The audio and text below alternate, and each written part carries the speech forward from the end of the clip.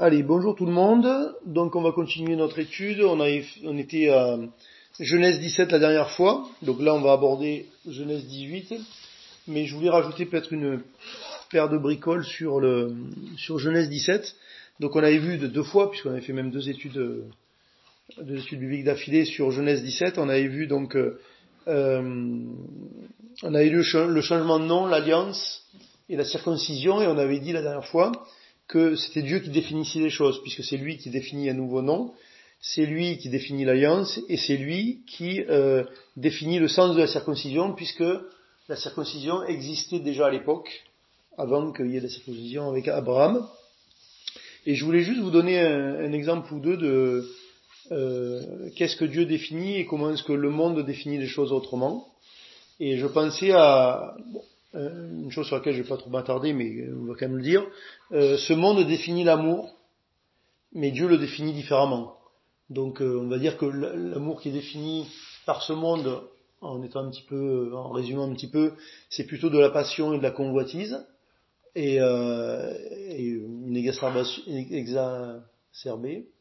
je ne sais pas si c'est du français, exacerbation donc de sentiments.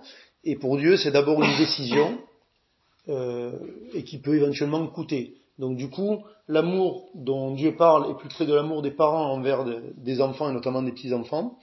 Cet amour un peu viscéral qui va au-delà un petit peu de tout, des circonstances et de ce que peut faire un enfant, plutôt que l'amour un peu alimenté par de la romance, ou en tout cas ce que nous montre le cinéma. Donc c'est intéressant parce que du coup, comment est-ce que moi, dans ma vie, je définis les choses ? Quand je pense amour, comment est-ce que je le pense en fait dans ma vie, vis-à-vis des autres, et puis évidemment dans le couple et autres, et puis même dans l'église du coup. Est-ce que ça veut dire aimez-vous les uns les autres, vous savez, adressez-vous c'est un baiser fraternel, etc. Est-ce que ça veut dire que je me dis que voilà, tout le monde il est beau, tout le monde il est gentil, et j'aime tout le monde émotionnellement, à la limite j'ai pas de préférence, c'est tout pareil, enfin etc. Et c'est pas forcément le cas. Donc ça c'est sur l'amour, mais j'ai pas envie de m'étaler beaucoup plus. Sur la mort aussi c'est intéressant. C'est intéressant parce que finalement ce monde dit que la mort c'est la fin de tout, et dans notre vocabulaire c'est le cas. Et des fois dans le vocabulaire, même dans la Bible, c'est de cette manière-là que c'est utilisé. Mais en finalité, la vision de la mort, selon Dieu, c'est pas la fin de tout, c'est qu'il y a encore quelque chose après. La raison de la mort aussi. Ce monde donne des raisons à la mort. Raison numéro 1, c'est accidentel. Mais Dieu donne une autre raison. Il dit que la mort, c'est le résultat le salaire du péché, c'est la mort. Donc ça veut dire que pourquoi il y a la mort dans ce monde ? Parce que le péché est rentré dans ce monde. Sans le péché, il peut ne pas y avoir de mort dans le sens où on la constate en tout cas. Donc ça c'est très intéressant, notamment quand on va réfléchir sur ce qui nous est proposé par rapport à l'évolution des sangs d'animaux, de machin, tout ça. Oui d'accord, mais s'il n'y a pas un homme à un moment donné, le péché qui rentre, du coup comment se fait-il qu'il y ait la mort, comme on la voit, physique, avant ? Puisqu'elle est censée être le résultat du péché. Donc j'ai un problème dans la réflexion en fait. Et autre chose, c'est que la manière dont Dieu définit la mort, c'est pas la fin de toute chose, c'est une séparation. Et donc la mort spirituelle, c'est qu'il y a des gens qui vont être séparés définitivement de Dieu et d'un programme éventuel qui était là pour eux. Et nous serons séparés définitivement de ce monde, mais il y a quelque chose qui suit derrière. Et c'est notre espérance, sinon c'est pas trop la peine de discuter en fait. Donc en tout cas je pense que voilà, je vous donne juste une paire d'exemples, mais des fois on peut réfléchir sur d'autres choses. On vit notre vie et des fois on doit se poser la question, qu'est-ce que Dieu pense de cette situation, de ceci, de cela, ou de ça dans ma vie, ou de cette pensée qui me traverse. En fait, qu'est-ce que Dieu définit par rapport à ça ? Et j'ai peut-être besoin de chercher un petit peu des fois, ou de poser des questions, ou n'importe, et pas juste prendre les choses comme je les ai toujours pensées, comme tout un chacun le définit à mon époque. Dieu dit peut-être des choses différentes sur pas mal de sujets, et c'est important de s'y arrêter. Donc on va continuer donc sur Genèse 18, et Je vais commencer un peu à lire, enfin je vais lire une bonne partie du texte, et on reviendra un petit peu dessus, pour s'arrêter sur certaines choses. Donc une chose juste qu'on a vue pour faire un pont avec Genèse 17, c'est que où est-ce qu'il est je sais plus à quel moment il rit ce monsieur.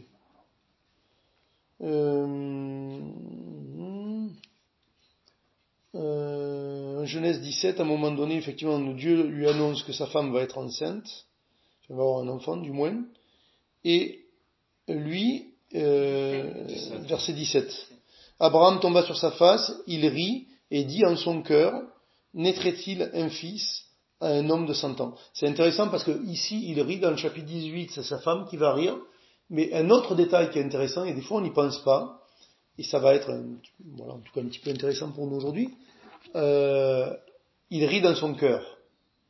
Et Sarah est pareil, elle rit, je sais pas si c'est dit dans son cœur, mais en tout cas, c'est pas à haute voix. Normalement personne l'a entendu rire. Normalement, Abraham, personne l'a entendu rire. Mais Dieu les a entendus rire tous les deux. En fait. Ça, c'est intéressant. Alors, on démarre, Genèse 18. L'Éternel lui apparut, donc après ces faits-là, on ne sait pas combien de temps après, mais peu importe. Peu importe. Plus ou moins. L'Éternel lui apparut parmi les chênes de Mamré, comme il était assis à l'entrée de sa tente, pendant la chaleur du jour. Il leva les yeux et regarda, et voici 3 hommes étant debout près de lui. Quand il les vit, il courut au-devant d'eux, depuis l'entrée de sa tente et se prosterna en terre. Et il dit, Seigneur, si j'ai trouvé grâce à tes yeux, ne passe point, je te prie loin de ton serviteur. Permettez qu'on apporte un peu d'eau pour vous laver les pieds et reposez-vous sous cet arbre. J'irai prendre un morceau de pain pour fortifier votre cœur, après quoi vous continuerez votre route, car c'est pour cela que vous passez près de votre serviteur. Ils répondirent, fais comme tu l'as dit. Abraham alla promptement dans sa tente vers Sarah, et il dit, vite 3 mesures de fleur de farine, pétris et fais des gâteaux. Et Abraham courut à son troupeau, prit un veau tendre et bon, et le donna à un serviteur, qui se hâta de l'apprêter. Il prit encore de la crème et du lait, avec le veau qu'on avait apprêté, il les mit devant eux. Il se tint lui-même à leur côté, sous l'arbre, et ils mangèrent. Alors ils lui dirent, où est Sarah ta femme? Ils répondirent, elle est là dans la tente. L'un d'entre eux dit, je reviendrai vers toi à cette époque, et voici Sarah ta femme aura un fils. Sarah écoutait à l'entrée de la tente, donc elle était à l'entrée, elle était pas loin, qui était derrière lui. Abraham et Sarah étaient vieux, avancés en âge, et Sarah ne pouvait plus espérer d'avoir des enfants. Elle rit en elle-même. Donc lui c'est dans son cœur, elle c'est en elle-même. De toute façon, normalement c'est pas audible. En disant maintenant que je suis vieille, aurais-je encore des désirs? Mon Seigneur aussi est vieux. L'Éternel dit à Abraham, pourquoi donc Sarah a-t-elle ri en disant, est-ce que vraiment j'aurai un enfant, moi qui suis vieille? Y a-t-il rien qui soit étonnant de la part de l'Éternel? Au temps fixé, je reviendrai vers toi à cette même époque, et Sarah aura un fils. Sarah mentit en disant, je n'ai pas ri, car elle eut peur. Mais il dit, au contraire, tu as ri. Ces hommes se levèrent pour partir, et ils les regardèrent du côté de Sodome.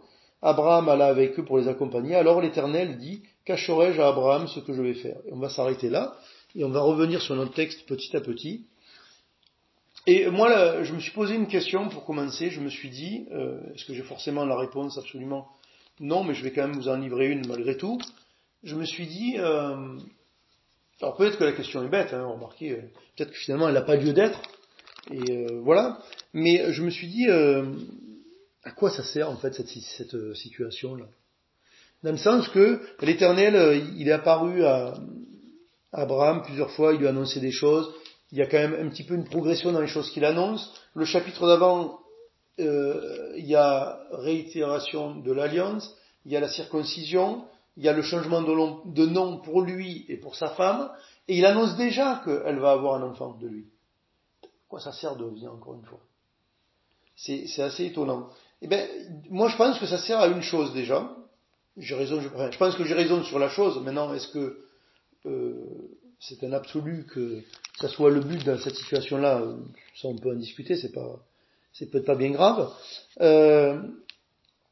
Vous savez ce que fait la religion? La religion, elle, dans le mauvais sens du terme, bien sûr, elle elle envoie des indications, elle envoie un plan de circulation, ou un roadbook, ou ce que vous voulez, et elle dit, allez-y, appliquez-le, et puis on se retrouve à l'arrivée. La loi de Moïse, qu'est-ce qu'elle fait? Voilà, tiens ça, il se repasse ça, tac, tac, tac, tac, tac, allez-y, appliquez-la, et puis on se retrouve à l'arrivée. Et en fait, Dieu ici avec Abraham, et plein d'endroits dans les Écritures évidemment, et encore plus dans le Nouveau Testament, il fait autre chose en fait. Il vient voir Abraham. Il vient voir Abraham et il parle à Abraham. Il répète les choses. Pourquoi est-ce qu'on a besoin d'entendre la prédication de la Bible et de lire notre Bible tous les jours? À un moment donné, enfin en tout cas surtout quand on est jeune, on a une certaine capacité de mémoire, c'est bon. On peut enregistrer, avoir compris, et puis faire avec. Non, on a besoin de réentendre. On a besoin de réentendre, pourquoi? Parce qu'on a besoin de réentendre Dieu nous redire peut-être des fois la même chose. D'abord parce qu'on est dur de la feuille, spirituellement. Comme il est dit à certains endroits, plus d'un endroit pour le peuple d'Israël, mais on n'est pas mieux. Vous êtes un peuple avec le cou raide, avec une volonté qui est pas souple. L'humilité, c'est pas votre marque de fabrique en fait. Mais nous, on est pareil, hein, on n'est pas un produit amélioré. On est vraiment pareil qu'eux. Eux, voilà, on voit des histoires, des machins, des réactions, des mauvaises réactions et tout. Ça doit nous apprendre. Ça doit nous apprendre que nous, on est pareil et comment est-ce qu'on peut s'adapter là-dedans. Donc, première chose, Dieu vient vers Abraham et il lui parle. Et on a besoin de considérer que nous avons un Dieu qui parle et qui veut nous parler. Et vous savez, des fois, on peut se dire, ok, je prie pas assez, je lis pas assez ma Bible, ceci ou là, ou d'autres vont dire, je pète pas assez à l'église, ou machin, ou truc, ou ceci, cela. Mais en fait, on se fait ces réflexions-là, des fois, et on est juste en train de compter les points, où on se dit, c'est parce que j'ai pas assez de temps, ou ceci, ou cela. Il peut y avoir une dimension qui est vraie là-dedans. Je veux dire, en même temps, on a 24 heures, on a effectivement des choses à faire. On ne place pas toujours peut-être exactement bien nos priorités non plus. On grandit avec ça, peu importe. Mais il y a peut-être aussi une autre raison pour laquelle on prie peu, on lit peu la Bible, ou on a peut-être pas assez de paroles de la part de Dieu. C'est que peut-être qu'à un moment donné, tout simplement, on n'a pas envie d'écouter. C'est tout. En fait, j'ai pas vraiment envie d'écouter. Et c'est amusant parce que, enfin, c'est pas vraiment amusant, mais Sarah, à la fin du truc, elle, à aucun moment on s'adresse directement à elle. Si, sauf à un moment, c'est pour la rebuquer un peu, en fait. Mais comment dire, Dieu a dit pourquoi Sarah a ri. Et Sarah, il est dit, Sarah a eu, parce qu'elle a eu peur, elle a dit non, je n'ai pas ri. Et nous, des fois, c'est peut-être ça, j'ai peut-être peur de ce que Dieu va dire, donc je préfère pas trop en entendre, quoi. Tu vois? Oui, parce que si j'écoute avec un peu d'attention, je suis redevable envers ce que j'entends, en fait. Je suis redevable devant Dieu, pas forcément devant les autres, mais au moins devant Dieu, je suis redevable, et du coup, des fois, ça peut être compliqué. Et il y a des périodes dans ma vie où, j'ai pas envie. J'ai pas envie d'entendre des choses tranchées, j'ai pas envie d'entendre des choses qui veulent m'amener un peu plus loin, ou qui me disent, là, il va falloir changer quelque chose. On peut pas continuer comme ça. Tu vois? Il y a des choses comme ça, et on n'a peut-être pas envie simplement d'entendre, et voilà. Et du coup, une autre chose aussi, une chose qui fait qu'on n'entend pas bien, parce que là, en fait, alors, je veux pas, je veux pas dénigrer plus que ça Sarah, on s'en fiche, je la prends comme exemple dans la situation qui est là, mais quelque part, elle arrive à l'intérieur, enfin, imaginez-vous, Dieu est là, devant la tente, il parle avec votre mari, et il dit quelque chose vous concernant qui est quand même assez inouï, et vous, en vous-même, vous dites, c'est pas possible. Et Dieu qui est là devant, il dit, mais pourquoi est-ce qu'elle arrive? Qu'est-ce qui est impossible à Dieu, en fait? En fait, ça devrait me suffire. Si Dieu dit, tu devrais pas dire, non, j'ai pas ri. Pourquoi tu as peur, en fait? Pourquoi tu as peur? C'est un petit peu bizarre, quelque part, d'avoir peur. En fait, je dirais que peut-être que tu as peur parce que justement, tu n'as pas écouté ce qu'il vient de dire. Comment il lui dit ça? Il lui dit, tournons la page, lisons les choses un peu comme elles sont. Y a-t-il rien qui soit étonnant de la part de l'Éternel? Au temps fixé, je reviendrai vers toi à cette même époque, et Sarah aura un fils. Sarah mentit en disant, je n'ai pas ri. Peut-être que cette phrase-là, là, au verset 14, peut-être quelque part, elle l'a entendue, mais elle l'a pas écoutée. Et du coup, elle se justifie de rire. Et nous, peut-être que des fois, on écoute, on entend la parole de Dieu, mais on ne l'écoute pas. Donc, on va rien en faire déjà. Et du coup, on est juste sur la défensive de, il faut pas que je sois pris en défaut. Vous voyez? Et ça, c'est pas un mode de fonctionnement qui va nous être profitable. Et je voulais vous amener à un autre point qui me paraît intéressant, mais je vais quand même, on va y revenir à ça. Je vais d'abord revoir d'autres choses. Une première chose dans le récit qu'on a lu, et même quand il suit encore après ce qu'on n'a pas lu après, ici il y a 3 hommes qui viennent vers Abraham. Donc le premier verset il démarre, l'Éternel lui apparut parmi les chaînes de Mamré, comme il était assis à l'entrée de sa tente pendant la chaleur du jour. Il leva les yeux et regarda, et voici 3 hommes étaient debout près de lui. Déjà, ils viennent au moment de la chaleur du jour. Et ça, pour moi, ça parle du fait que Dieu ne vient pas forcément nous parler toujours au moment où ça nous convient. Nous, on voudrait peut-être que Dieu nous parle, j'ai fini ma journée, tranquille, j'ai mon soda, j'ai mon bouquin ou ma télé, tranquille, et là, je suis décontracté, là, c'est le moment de parler. Puis peut-être que c'est à un autre moment. Peut-être que des fois, c'est dans des difficultés, peut-être que des fois, c'est, je ne sais pas, n'importe quoi. Peu importe, mais en tout cas, c'est peut-être pas au moment où j'attends. C'est dans la chaleur du jour. Peut-être au moment où, peut-être ça m'arrange pas même. C'est pas le moment de venir parler. J'ai un autre truc à faire, j'ai d'autres priorités dans ma vie, je ne sais rien. Et donc ça, c'est une première chose. Ici, il est dit, l'Éternel lui apparut. Mais le texte dit quoi? Qu'est-ce qui est apparu? 3 hommes. 3 hommes. Alors déjà, on va vite comprendre dans le texte que les 3 hommes, c'est pas juste 3 hommes. Évidemment. Maintenant, il y a discussion sur qui sont ces 3 hommes. Alors, on va peut-être pas arriver jusqu'à quelque chose de définitif, mais en tout cas, alors il y en a qui disent en fait ces 3 hommes, c'est Dieu et c'est la Trinité. Et je pense qu'effectivement, le fait que ce sont 3 hommes ici veut nous parler du fait que Dieu est trinitaire, certes. Mais je suis pas sûr que ça soit juste Dieu la Trinité ici. Pourquoi? Parce qu'au chapitre suivant, au chapitre 19, quand en fait, il est dit au début du chapitre 19 que 2 anges arrivent à Sodome pour aller chercher Lot par les cheveux. 2 anges. Ils sont plus 3, ils sont 2. Et à la fin du chapitre 18, ils sont plus 3, il y en a qu'un seul qui parle avec Abraham. Mais par contre, là où je pense que ça parle quand même de Trinité, c'est du fait qu'ils sont 3, et c'est surtout une autre chose. C'est que quand vous lisez le texte ici, on ne sait pas où on en est. On parle par moment Abraham il parle à un, par moment il parle à des hommes. En fait, on ne sait plus, on navigue entre le singulier et le pluriel pendant tout le chapitre. Donc je pense que ça c'est volontaire, notamment de la part de Moïse, qui est celui qui écrit et qui n'était pas là à l'époque. C'est volontaire d'amener ce fourbi. Et c'est intéressant parce que, ça ne nous fait pas forcément avancer le chemin biblique, mais quand même, des fois on se dit, ouais, la Trinité, machin, tout ça, c'est incompréhensible et tout. Complètement incompréhensible.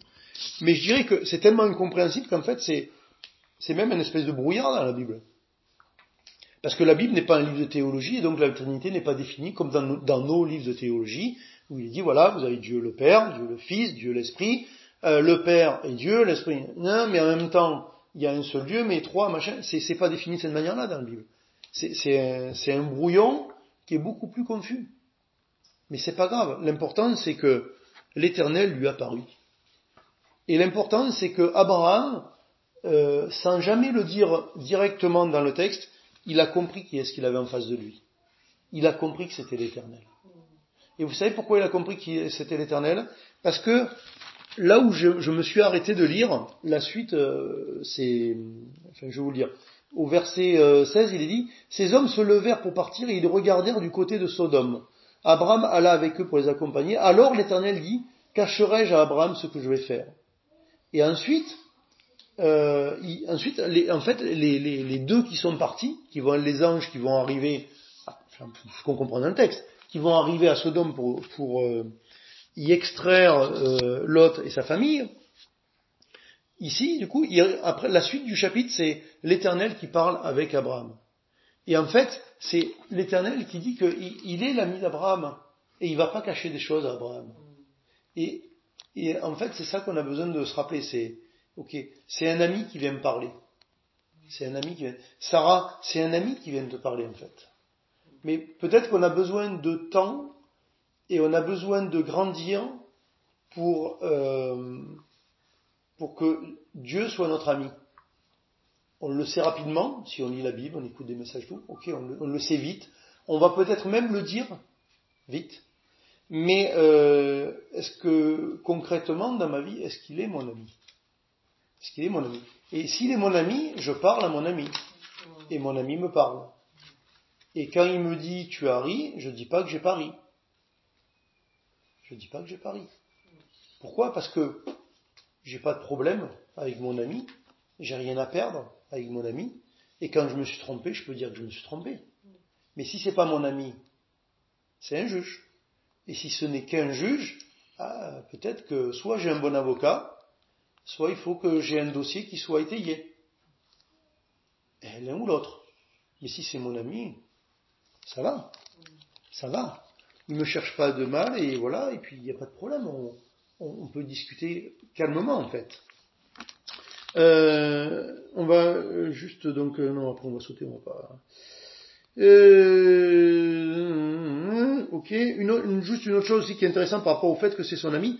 Alors, c'est pour nous, parce que nous, on n'est pas du tout dans ces coutumes, et puis même, je veux dire, ça se ferait pas forcément aujourd'hui, mais je pense que c'est plutôt le sens que ça a. Donc, les versets suivants, du début, donc il va dire à Sarah de faire des gâteaux, il va aller trouver un animal pour le sacrifier, enfin le faire sacrifier et avoir de la viande, il va avoir du lait, du fromage et de la crème, etc. Et ensuite, il est dit, verset 8, il prit encore de la crème, du lait et le veau qu'on avait apprêté, il les mit devant eux, il se tint là, lui-même à leur côté, sous l'arbre, et ils mangèrent. Il est à côté de eux qui mangent, en fait. Il est à côté de son ami. C'est tout. Pas plus, en fait. Mais du coup, quelque part, il est en communion. Ensuite, on va sauter un petit peu et on va arriver effectivement à ce propos. Donc, verset 13, l'Éternel dit à Abraham, pourquoi donc Sarah a-t-elle ri en disant, est-ce que vraiment j'aurai un enfant, moi qui suis vieille? Alors, ce que j'avais dit la dernière fois, je crois que c'est celui-là de verset. Oui, je crois que c'est celui-là de verset. Certaines traductions disent en fait qu'elle avait plus, le traduisent en disant qu'elle avait plus ses règles. Donc du coup, comme je disais la dernière fois, de toute façon, règle par règle, de toute façon, a priori, elle était stérile depuis un bon moment, donc de toute façon, on va dire, vous avez le choix entre impossible ou impossible. Choisissez quoi? Impossible? Est-ce que c'est plus impossible maintenant? Mais par contre, elle rit. En fait, c'est pas plus impossible qu'il y a 1 an ou il y a 10 ans. De toute façon, ça marche pas depuis des années, de toute façon. Donc, ça marche pas. Maintenant, tu as juste des éléments naturels qui te disent, ça peut encore moins marcher. Mais quand c'est mort, vous avez plus que mort, vous? C'est comme l'autre fois, je faisais une formation de premier secours. À un moment donné, il y a, je sais plus, il dit, oui, telle situation, mais là, la personne, elle est en arrêt cardiaque. Et moi, je dis, ouh, là, il y a des problèmes. Il dit, ben non, il n'y a pas de problème. Au contraire, c'est très simple. Non, mais au contraire, le gars, le formateur, il dit, au contraire, c'est très simple. Là, maintenant, si tu veux, la personne, elle est morte. Tu peux que réussir, tu peux pas la mourir plus. Est-ce que tu vas la mourir plus, la personne? Non. Elle est morte, là, le cœur, il s'est arrêté. Le seul truc que tu peux réussir, c'est le faire redémarrer. Donc, c'est beaucoup plus simple que des trucs entre deux. Alors là, oui, il est conscient, il est pas conscient, il respire, mais pas beaucoup. La tension, elle est... Bon, on fait comment? Ben non, mais là, c'est simple, là. C'est arrêter, il faut que ça redémarre. Et si ça redémarre pas, tu fais pas pire que c'est arrêté. Ben elle, c'est pareil. T'as jamais eu d'enfant, t'as pas d'enfant, ça fonctionne pas, a priori t'es stérile, ça peut pas. Ben, et de toute façon, que tu aies tel âge, que tu aies tes règles, que t'aies pas tes règles, que machin, que... De toute façon, ça marche pas. Donc en fait, juste le truc qui devrait t'encourager, c'est que Dieu, là, devant la tente, il est en train de dire, dans 1 an, tu vas avoir un enfant. Et ça, par contre, c'est fabuleux. C'est-à-dire qu'en fait, Dieu, à un moment donné, dans notre vie, il vient, il nous parle et il nous dit, ça c'est possible. Ça c'est possible. Et nous, des fois, ou souvent, malheureusement, c'est la chair qui parle et on fait comme Sarah. On dit, non, mais sur terre, on va toujours pécher, hein. Non, mais la perfection, non, mais ça sera au ciel. Oui, merci, je connais, hein, je sais qu'on a deux natures, que la perfection, ça sera pas ici. Je connais, d'accord, mais là, Dieu te dit, vivre dans la nouvelle nature, c'est possible. Pourquoi tu es toujours en train de me ramener les vieilles histoires? On sait que tu vas pas y arriver parfaitement. Jésus-Christ, il est mort pour ça. On le sait. Mais je te dis que c'est possible de vivre ce qui est marqué là. Et du coup, et vous savez pourquoi on dit c'est pas possible? Parce qu'on n'a pas envie de le vivre. Parce que quand Dieu il dit vivre pieusement, ça m'intéresse pas trop. C'est difficile. Pardonner, ça m'intéresse pas trop. J'ai pas envie. Moi je vois les choses autrement. Je définis les choses autrement. Je trouve que lui, il mérite pas. Point, c'est tout. Et moi j'ai raison. Ok? T'es pas d'accord? Oh zut, t'es pas d'accord. Mais en fait, c'est ça le dialogue qu'on a à l'intérieur avec Dieu. On l'a pas en fait. Mais c'est le dialogue qu'on a avec nous-mêmes, et en fait, c'est ce qui se passe en fait. Parce que sinon, en fait, tu es là, tu te dis, imagine-toi, objectivement, je te mets à la place de Sarah, tu es dans ta tente, et tu entends ce que Dieu dit là devant. Mais en fait, c'est pas je. Ou alors si, je ris comment dire, parce que je suis émerveillé par ce qu'il est en train de dire, mais là, elle rit pas de ça. Et son mari, un chapitre avant, il rit pas de ça. Il rit en se disant, Pas possible. ah, c'est pas possible ton truc. N'importe quoi. Et vous savez quoi? Je vais vous dire pourquoi c'est possible de croire. Alors d'abord, je vais vous dire comment croire. Parce que là aussi, les croyants, ils s'en mêlent les pinceaux. Parce qu'il y a ceux qui croient pas. Il y a les croyants dubitatifs. Donc voilà, donc ceux-là déjà, ils lisent, c'est marqué noir sur blanc, mais non, c'est pas possible. Et puis il y a les autres qui s'emballent et qui voient des anges partout, le diable partout, de la guérison partout, des miracles partout, des résurrections tous les jours, enfin voilà, ils sont dans un monde de bisounours, je ne sais pas d'où ça sort, mais bon. Et il y a les deux extrêmes en fait. Mais ce qui est très intéressant, c'est que, vous savez, peut-être que vous allez me le dire, sinon je ne vais pas vous faire reporter pendant 10 ans. Ce verset 14, là, vous ne pouvez pas penser à un verset dans le Nouveau Testament? Tic-tac, tic-tac, tic-tac, tic-tac. C'est pas grave, je vais vous le dire, on n'est pas là pour pas jouer au jeu de... C'est quoi le jeu de la vérité, du million, je sais pas quoi, là, bref, c'est pas grave. Non, il vous fait penser, Luc chapitre 1, verset 37. L'ange Gabriel parle à une jeune fille. Il lui dit quelque chose d'encore plus improbable que ça. Mais elle a cru. Et même il est dit, elle ressassait ça dans son cœur. Et nous, c'est l'attitude qu'on doit avoir. On doit avoir l'attitude de Marie. Je ressasse dans mon cœur ce que Dieu dit. Et même quand je tombe, je le ressasse parce que je crois que Dieu, il est capable de le faire dans ma vie. Dieu, il est capable de mettre la personne de la divinité en vous. Il est capable ou pas? Parce que je vous explique, hein, soit vous êtes sauvé, soit vous êtes perdu. Si vous êtes sauvé, ça veut dire qu'il a mis la personne de la divinité en vous, le Saint-Esprit. Je ne sais pas comment ça fonctionne, hein. Je ne sais pas comment ça s'articule. Je ne sais pas comment Dieu il peut être là, là-bas, machin, en même temps, tout comprendre. Je ne sais rien. Mais c'est ce que dit la Bible. Et tous les chrétiens vont dire, ouais, amen, amen, amen, amen, amen. D'accord. Si, en Pierre, début de Pierre, il vous a donné tous ceux qui contribuent à la piété et aux bonnes œuvres. Ouais. Mais je vois pas de bonnes œuvres dans ma vie. Je sais pas, il t'a tout donné pourtant. Il est où le problème? Le problème c'est que tu le crois pas. Pourtant c'est vrai. Tu le dis, mais tu le crois pas. Je le dis, mais je le crois pas. Et c'est pour ça qu'on le voit pas derrière. Et Marie, on va le lire le verset, vous allez voir les enfants. Et vous allez pourquoi, je vais vous montrer pourquoi c'est très important. En Luc 1, 37, et on essaiera de ne pas être beaucoup plus long, parce que la longueur n'est pas toujours utile. Luc 1, 37, donc au début, l'ange Gabriel, il part Marie, il lui annonce, donc, le Messie va naître dans ses entrailles, etc., etc. Mais il le dit d'une certaine manière et avec des certains mots en grec.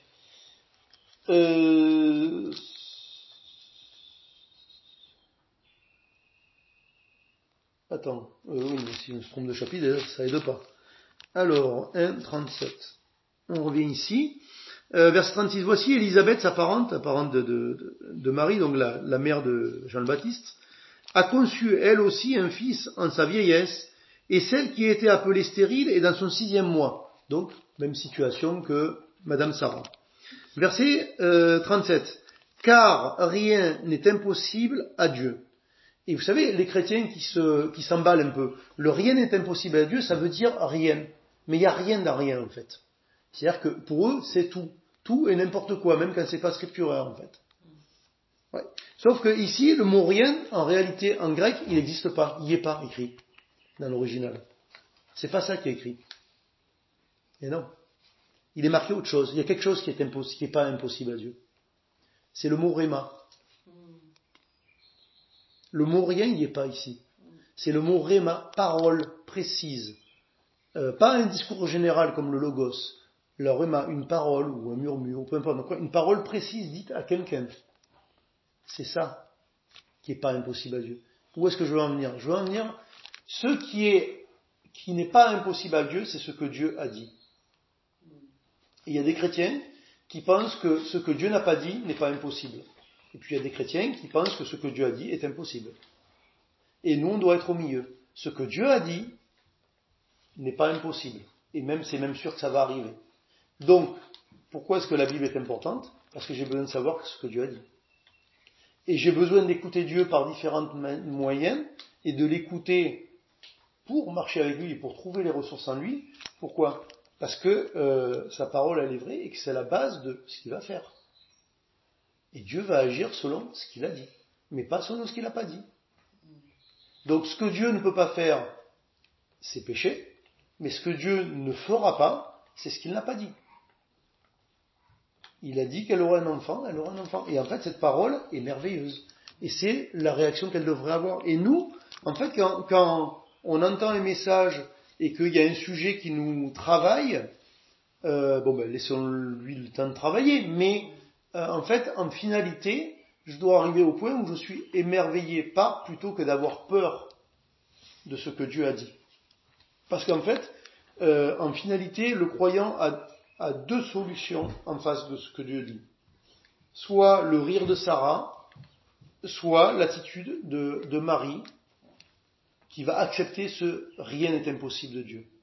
Ce réma qui n'est pas impossible. Vous voyez? Et ça, c'est notre base. Et donc, je vais m'arrêter là juste en disant une chose, c'est que Dieu parle, ça tout le monde le sait, mais Dieu veut me parler. Et la question, c'est est-ce que je veux écouter? Il y a plein d'endroits dans la Bible, il est dit d'écouter plus que de parler.